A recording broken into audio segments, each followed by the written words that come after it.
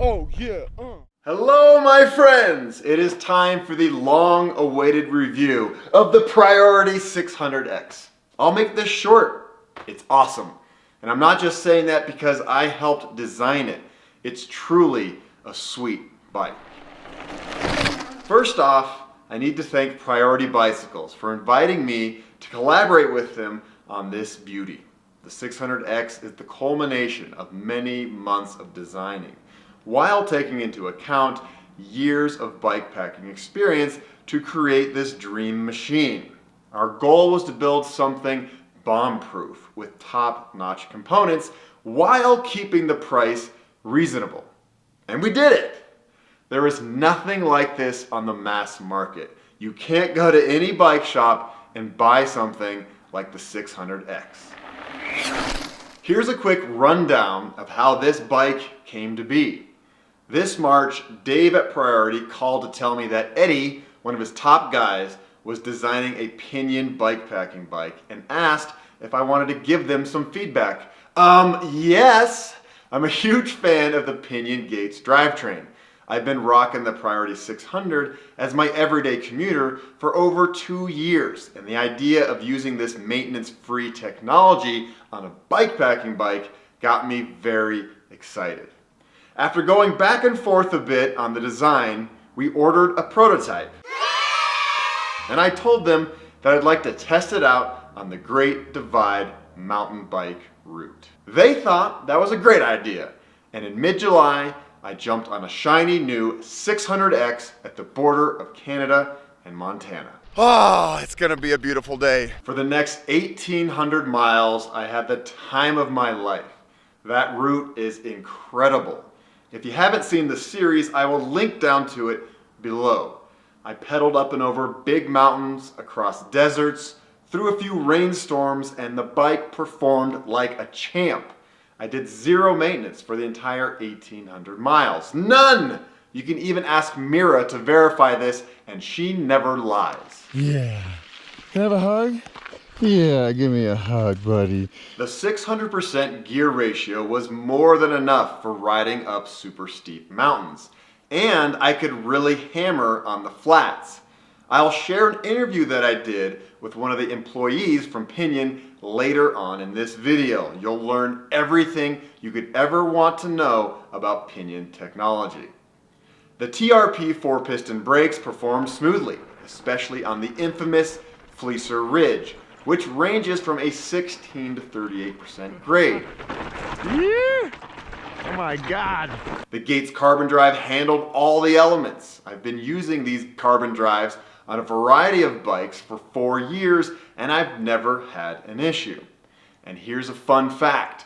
Gates was founded in Denver in 1911, and these belts are made in Kentucky. Later on in this video, I chat with my friend Mark, and he talks all about the ins and outs of these carbon reinforced belts. I will say though, that at times it got squeaky on the dusty roads in Montana. This slight annoyance was fixed with a few squirts of water from my water bottle to wash off the belt. But that's a small price to pay for something that lasts 3 times longer than a chain and never needs to be lubed.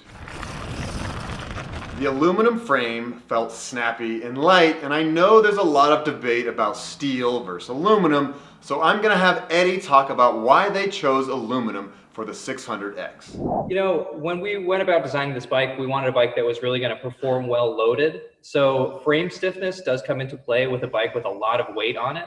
So aluminum is stiffer than steel, for instance. So we didn't want the bike to feel too whippy when loaded down with a lot of gear. And also aluminum is lighter. So we wanted this bike to perform well, both loaded and unloaded. So aluminum is lighter and stiffer compared to a steel bike. A lot of people think that steel will give you this great ride quality, but on a bike like this that's got tires and suspension, that's going to absorb most of the bumps for you. Now this may sound kind of inconsequential, but I love the grips. Sometimes it's the little things on a bike that make a big difference. They cup your hands nicely. It's kind of like getting a little hug for your hands. And these little nubbins on the side act like bar ends to rest your hands. The handlebars also have the right amount of back sweep for comfortable days of 8+ hours in the saddle. Now on to the tires. I really like the minimal tread on these WTB Rangers. They fly on pavement and have enough grip for going up and down loose dirt. I ran these tubeless and didn't get one flat tire on the entire trip. This prototype is great and it performed really well on the Divide. But while I was out there, I was taking notes about ways to make it even better. And when I got back from the trip, Dave, Eddie, and I huddled up and I told them what I'd like to see for the final production model. They took into account my ideas, added in some of their own, and together we created a dream bike.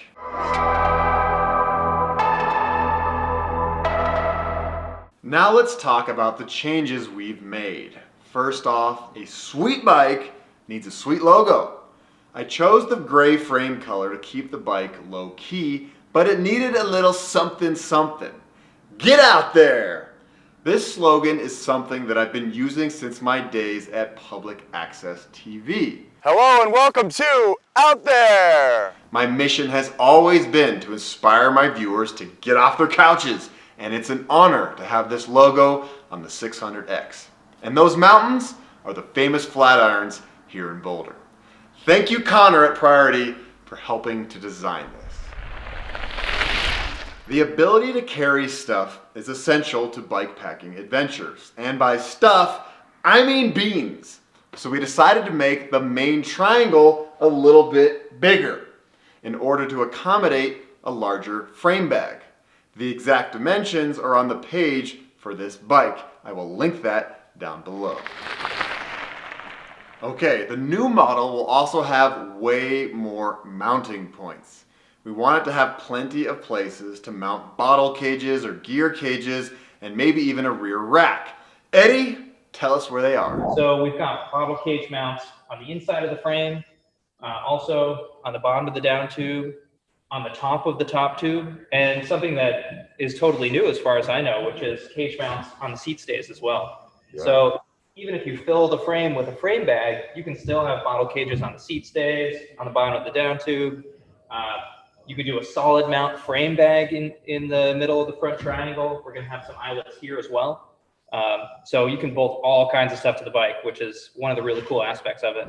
I'm really excited about this change. We've added clearance for up to 2.8-inch tires. I'm a fan of wide tires. You can roll over things more comfortably, and it's great for sandy trails like the Baja Divide, one of my favorite places to suffer. I don't ever want to see sand again in my life. Also, we're going to have a tougher tire compound than the light version I had on the Divide. I wore through those tires pretty quickly, and the tough model are way more durable. Side note, the bike will ship with 2.25-inch Rangers. Okay, this is a big one. We're changing out the RockShox Reba for the Wren fork. And I know you're all thinking, what is the Wren? I've never heard of them. Well, Wren is an awesome little company out of Southern California, and they make great components. There are many reasons to like this fork, but for me, the best attribute is the tunability. It has 2 air chambers to fine-tune your ride. It's also very durable and serviceable, and it has 110 millimeters of travel as opposed to the 100 millimeters on the Reba. I've been riding this fork for the past few months on much rougher terrain than the Divide, and it performs great. And the story about how this came to be is pretty cool. This past January on the Baja Divide, I met a crew of riders from Alaska. One of them was a friendly feller named Cameron who happens to work for Wren. He contacted me after I got back from the Divide and said that he'd like me to try out the Wren fork. I said we already have the Reba and it works fine, and he said, no dude, listen to me, this is way better. To make a long story short, he sent it, I tried it, Eddie tried it, and we love it. Since I'm relatively new to this fork, I invited Cameron to talk about why this fork is so awesome. Pretty much nobody knows about this fork. It's not one of the big names out there. I've been riding it for the past 3 months. I love it. There's some things that are a little bit different about it, and I would love for you to talk about it.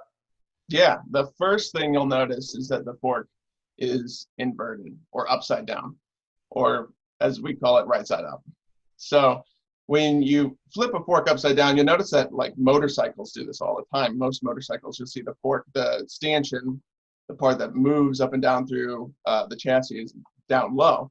Yeah. Well, there are just some inherent advantages to everyone who bikes when you set up a fork this way. You take the internals and you put that weight up on the top, and that means your lower weight is more minimal. So that's your unsprung weight.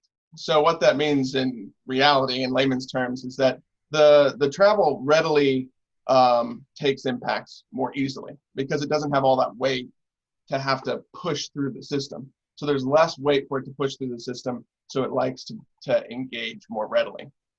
So that is really advantageous for people like us who are bike packers. You know, this is going on the 600X, which is meant to be an adventure machine. You might go from, you know, single track to maybe a long section of gravel road. And your traditional fork might do everything you want it to do on the single track, but when you get to the gravel road, those smaller vibrations are just a little bit too small for it to pick up, for a traditional fork to want to engage with. And because our fork is inverted, you're able to better refine it for a wider variety of little bumps. So especially if you're doing, you know, a 90-mile day on the Baja Divide, it's going to give you more comfortability through that spectrum of riding throughout the day. And what I really like is you can turn the dial and make it stiff, and it's hard as a rock. You know, it's just like a regular fork. You'll see a lot of, you know, you'll notice between Fox and RockShox and Cannondale and us and everybody, lockouts are not always created equal. And our lockout is rock solid. You can't move the fork. So if if you're hitting pavement or whatnot, you know, you're going to feel it, which is also, you know, a really good boon to bike packers. There's a number of really unique things about this fork. First of all, if you are a bit of a tinkerer or you do your own work at home, this fork is entirely tunable with just layman's tools. If you go to a bike shop or if you've tried to change your bottom bracket or something like that, you realize there's like 1,000 different tools just to take a bottom bracket off. This fork can be disassembled with just basic sockets and wrenches, nothing special, which becomes increasingly more important if you're in, you know, Baja, Mexico or South America, because you're not going to find Uzbekistan. Yeah. So no matter where you are, you can find the tools you need to fix it. We have distribution centers around the world, so we can get you parts really quick in the instance you do need to fix something. This is a damper. So this sits in the non-air side of the bike. And what's really interesting about our system is that there's no oil bath. So there's no like sitting reservoir of oil down in the fork leg. It's all inside this, which makes the servicing really easy. And it's one of the many steps we took to make our fork work all the way down to 30 below zero, because we do fat bike forks as well. Wait, say that again. How cold? 30 below zero. 30 below. Wow. Okay. So, you know, I've rode mine at 30 below zero. I live in Alaska. A lot of people, they don't need that. Probably very few of the 600X riders will be riding at 30 below. But, you know, forks do stop. They have the different tendencies once you get below freezing. And then once you get below zero, a lot of forks just don't really function as they should at all. Combining the inverted fork technology and taking into account the ease of serviceability anywhere around the world, the final and probably one of the most important features of our fork for a bike packer is the twin air chambers that we have. Yeah. So we have a upper and lower chamber and a moving piston on the inside. And that lower chamber allows you to adjust the travel stroke progression through the suspension. So on the 600X, there's 110 millimeters of travel. Yep. And you can adjust how that travel behaves through its stroke. So that allows you, by adjusting the area in the bottom of that fork, it allows you to say, I'm going to let the initial stroke be very soft, and I'm going to set the final stroke to be quite firm. Because when you're riding in, again, the Baja Divide like we were doing just last spring, you know as well as I do that for the most part, you're hitting a lot of tiny, tiny, tiny, tiny bumps. And then all of a sudden you're barreling down some giant mountain, and you get to the bottom, and all of a sudden you've got like small baby-sized boulders in holes that are, you know, 1.5 feet deep all over the place. So, you know, that's kind of your get out of jail free card. You've set your progression to be really aggressive at the very end. So you're saving that last little bit of travel for that, oh my God moment when you're coming into the, you know, the baby boulders, and you just need that little bit of extra travel in the reserves.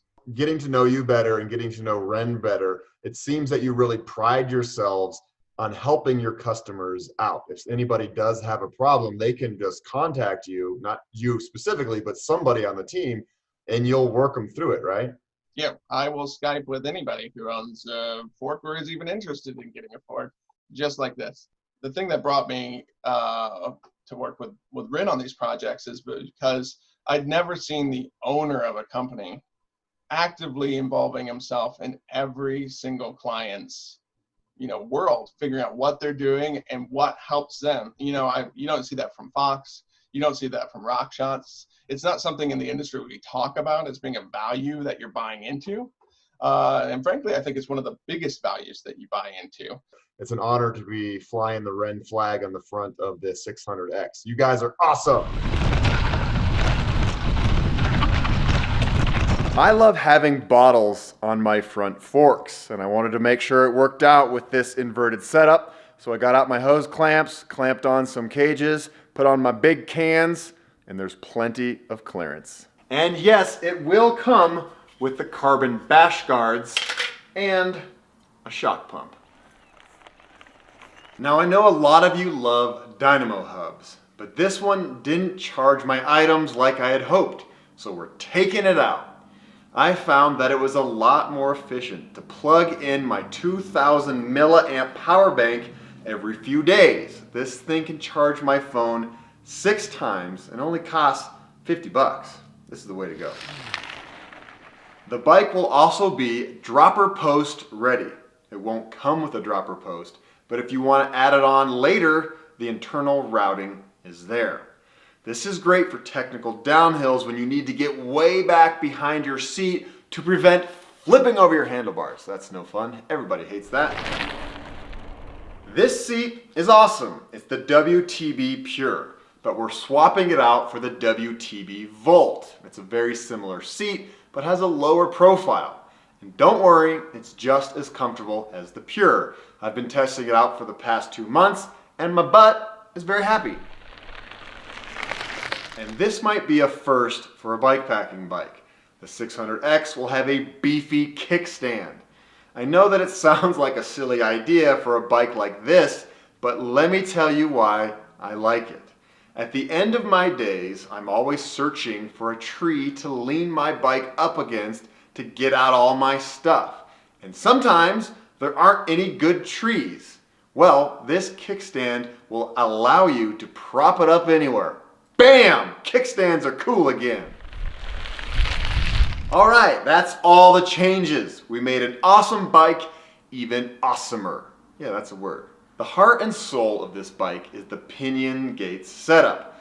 This bike has the 12-speed gearbox. It's smooth, extremely low maintenance, and there are more gears than I ever needed. Each click on the dial is a 17% step. There's no overlap like a traditional drivetrain. You've heard me talk about how much I love Pinion in past videos, so this time I got Dirk from Pinion to talk about their product. What's up, Dirk? How you doing, my man? Hey, Ryan. How are you? I'm doing great. Yes. Thank you so much for joining me. I know it's 5 p.m. in Germany. It's time for a drink, and you're taking time to talk to my audience. I appreciate that. Thank you so much. Hello, everybody. Yeah, my name is Dirk. I'm from Pinion. I'm head of design and marketing here in headquarters in Germany, nearby Stuttgart. Yeah, Pinion is a little small company, a quite small company. It's not that big like all the other players on the market, but we are quite innovative, and this is since 2006 already. Because in this year, the two founders of Pinion had the idea to, launch a completely new gearbox, but it took almost 4 years to be on the market, and actually it was early 2011 when the first Pinion gearbox works in serial production. So that means it was quite a long time, and I'm very happy to be with Pinion since then. Actually. Wow. Well, I've been using Pinion for a couple years. I absolutely love it. My audience has heard me talk about Pinion all the time, so I thought it'd be interesting for you to tell us why it's so amazing. And the question I get a lot from my viewers is, what is happening inside the gearbox? How many components are in there? It's got to be pretty complicated. This is really quite interesting. We always have this kind of question because it's a black box. Nobody can see inside, and we actually tell our customers, don't open it because it's a sealed box. There's a little bit of oil inside, and it have to be sealed, and it will be sealed all the time if you don't open it. Yeah. And yes, inside the gearbox there are more than 140 parts working together very precisely, like on your automatic watch on your wrist maybe. So this is really a masterpiece of engineering, because it's a completely new and patented design. The two engineers designed a couple of years ago. And yes, it took a long time to really make it durable. And now, and since the beginning of our serial production, it's completely durable. That means all the engineering and all the design inside is based on automotive standards, and also our suppliers, because we don't manufacture the cogs and all the parts and the shafts inside the gearbox. We don't produce by ourselves. They are produced by German automotive suppliers, and it's first class quality. It's completely made in Germany? Yes, it's completely made in Germany. So our suppliers are really close by. We have a very good relationship with them, and we really are focusing on making the next step with them. We don't go to any other countries.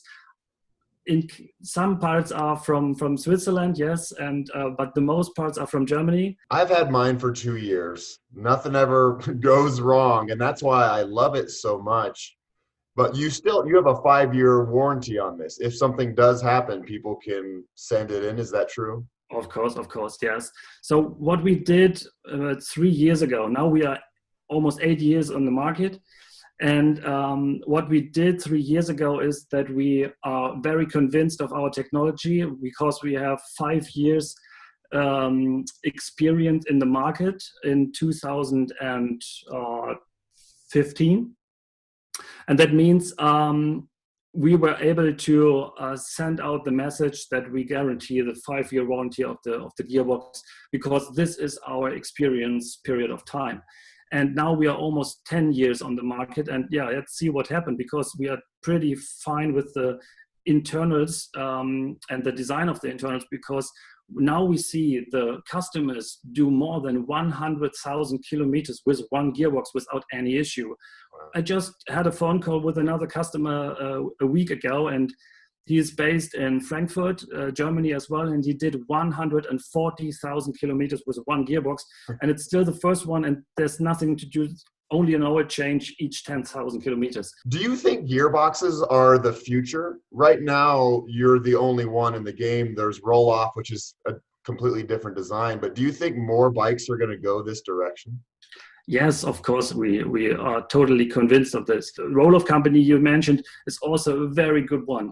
But actually, we are the only and first one who place it in the right place on the bike, really in the center, really low, to make the bike with the best balanced feeling during riding. And this is where the power is going to be inside the bike. This is placed between your legs, and this is the place we choose for our gearbox design, and this is quite unique. But actually the gearbox technique itself, it makes sense because you have a sealed box. You don't have to do anything during the year with your gearbox. You don't have to adjust the shifting of stuff. And this is what consumers and people like today. They don't want to go each 100 kilometer and adjust a little screw, a little bit to the right, a little bit to the left, have all this trouble with dirt, dust, snow, ice, salt in the end. So this is actually not the thing people like to have a convenient product. And this is why we see also for e-bikes exampling that this technique will be the future. Yeah, absolutely. You know, I would like to know, how do you say Pinion gearbox in German? Getriebezentralschaltung oder Zentralgetriebeschaltung. And this is something very German, of course. Zentralgetriebeschaltung, yeah. Yeah, I need to get better at German. I am very impressed, and I know you took your Friday evening to chat with me in a language pleasure. that's not your own, and I really appreciate it. Ryan, always. As much as you want, as often as you want. I hope you are very pleased with your bike and you have fun a lot, and also for the next couple of years. Absolutely. Oh, for forever. I'm a Pinion fan for life, baby. Whoop, whoop. And I can't invite the Pinion guy on without giving Gates their moment to shine. Here's Mark with everything you ever wanted to know about the Carbon Drive. One of the questions I get a lot is, what is this thing made out of? Why is it so strong and space age? Sure. Well, yeah, we'll dig right into it. So it's a polyurethane belt. Okay. The body of the belt is made out of polyurethane, which is a super great sort of material to make a belt out of, because unlike rubber, it doesn't absorb water. It's not really affected as much by temperature. So it's super stable. So regardless where you're riding your bike, it's going to perform the same in a variety of conditions. Inside the belt, the reason it's called Carbon Drive is because the actual tensile member inside the belt, the piece that actually bears sort of the load and the tension and everything while you're cycling, is going to be made out of carbon fiber. So there's a series of just continuous little strands inside there that are molded into the belt. So makes for a pretty sturdy. Right on. And what's really interesting about this is Gates as a company has been around for a long time. Really quickly, can you tell us, what does Gates make besides these things? This is a teeny fraction of what Gates does. Yeah, so the bicycle components are less than 1% of Gates' sort of total business. So, we're primarily focused in industrial and automotive applications, both in power transmission and then also fluid power. So hydraulics and cooling and stuff like that. On the belt side, there's really two kinds of belts that we do. We do V belts, which would be like your accessory drive belts for cars. So think like your alternator belt, that sort of thing. That's going to be a friction drive belt. So not really relevant to us on the bike side. And then sort of the more technically advanced belts are all going to be synchronous belts. So think of the belts on like a Harley Davidson or like a timing belt in your car or something like that. So the world that we work in with the bicycle products is really 100% synchronous, and it's all really at sort of the high end of the materials and the designs that we work with at Gates. So what you're saying is this thing has a lot of years of R&D behind it. Yeah. So, Gates started in 1911. First belt products were really coming out around 1917. So, yeah, we're over 100 years now of doing belts. The technology that's really in these belts really has its origins in kind of like the mid 80s is when they really got heavy into synchronous belts. And then it's just been, refinements over time. So, yeah, I think there's been a lot of super smart people having some thoughts about these belts for a long time. So yeah, the final product has been pretty great. These have been in the market now for about 12 years for bikes, and I think they've definitely established a pretty solid reputation. So we're happy with it. Very cool. Are you the only company in the world that makes these? So we're the only ones who really produce a belt that's specifically for cycling. So you'll see there's other competitive belts out there. Typically, they're going to use more of an off-the-shelf industrial belt. So you'll notice maybe the tooth size on those belts is either a little smaller or a little bigger. And then the shape of the tooth is typically going to be different because it's actually designed for a different application completely. Those are typically for like an industrial thing where you have a drive that's spinning at a much higher RPM. So it's a low torque, sort of high RPM, high power application, versus on a bicycle, it's completely different, where you have extremely low RPM, extremely high torque. And so you need a completely different type of belt to really handle those types of loads. So we use a little bit bigger tooth than what you might find on an industrial belt of like similar power capacity. And then the tooth shape is actually different too. So we've done a lot to try to optimize the belt for bikes. And that's something our competitors really haven't, to this point, really haven't been able to do. So yeah, I'd say it's the only really specifically for bikes. And you're from Colorado, which I love. Yeah. So Yeah. quick question. I always tell people that these are 3 times stronger than a chain. That's just what I've heard.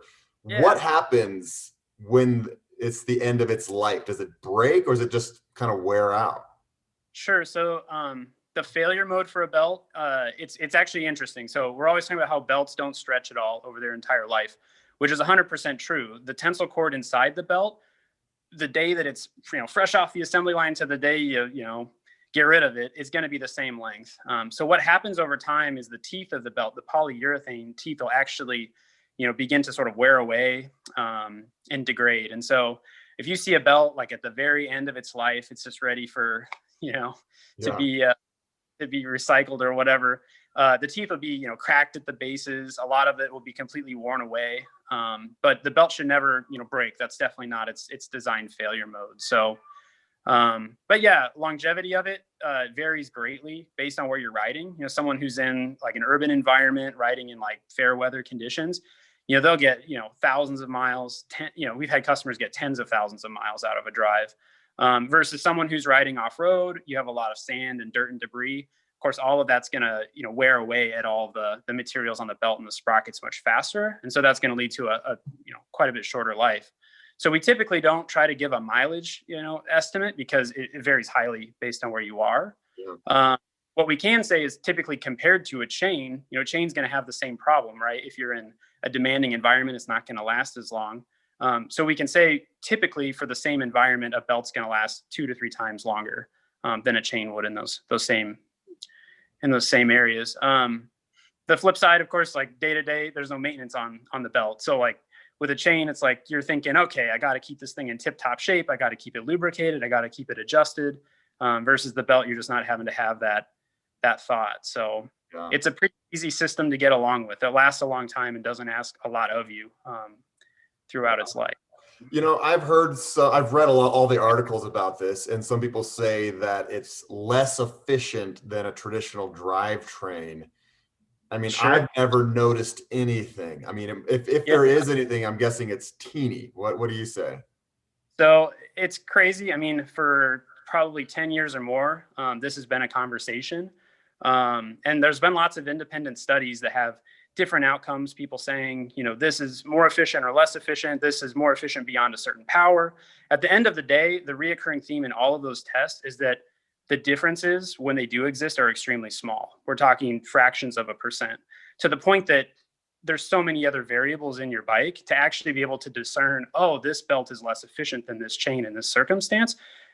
It's not really something that you or I would ever notice as we were riding. So, I mean, Gates we've been pretty cautious about making claims, because depending on how it's tested, the outcomes can be completely different. So we haven't really said, oh, this test is right, this test is wrong. We've basically just said, there's all this testing, people have opinions, but at the end of the day, people who actually ride these products know that there's not a discernible difference. So we're not really going to try to put an opinion out there. Can you make these in hot pink? Oh, we can. You need a minimum order of probably a couple thousand, but yeah, I think there's been a pink one now that I think about it. But really, all right. If I can find one, I'll send it to you, Ryan. Yeah, well, maybe in the future the 600X can have like a jazzy color or something. Yeah, we can work something out. We've done the clear belt and we've done the red belt. I know we've had an orange belt before, so. Yeah, talk to Dave. Let's make it happen. All right. I love it. Well, anyway, I know it's Friday and you have things to do and huge parties to go to. Just kidding. Yeah. But I really appreciate you chatting with me. And I will proudly be using my belt drive on all my bikes now. So thank you so much. Pinion and Gates, the perfect combo, just like Ernie and Bert. When I squeeze you, you make noise. Okay, I'm guessing that you might want to know how much this bike cost. Well, it's a darn good deal for everything that you get. The 600X is $3,500. Like I said at the beginning, we wanted to keep the price reasonable. And I know $3,500 is a lot for a bike, but you're getting a lot of bike for $3,500. And for the first batch of these bikes, the price is only $3,000. Now, if you're interested in getting this bike for this price, I suggest clicking off this video right now, going to the Priority website and ordering this bike. We've been pre-selling since July and we're almost out. There will be more in the future, but you'll have to wait longer, and we all know that it's no fun to wait for a bike. This is a long video, and I hope that it answers most of your questions.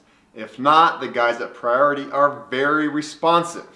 I'm doing my best to answer everything here so that Dave doesn't get calls at midnight about how much this bike weighs. Wait, I haven't talked about that.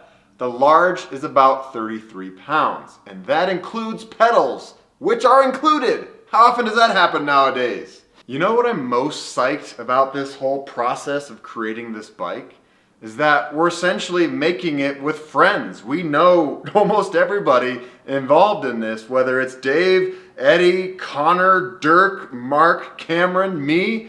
There's been a lot of love put into this bike to make sure it is as cool as possible. I gotta take this moment to plug my own channel. If you're new here, I have adventure videos from all over this beautiful planet, and the goal is to inspire you to get out there.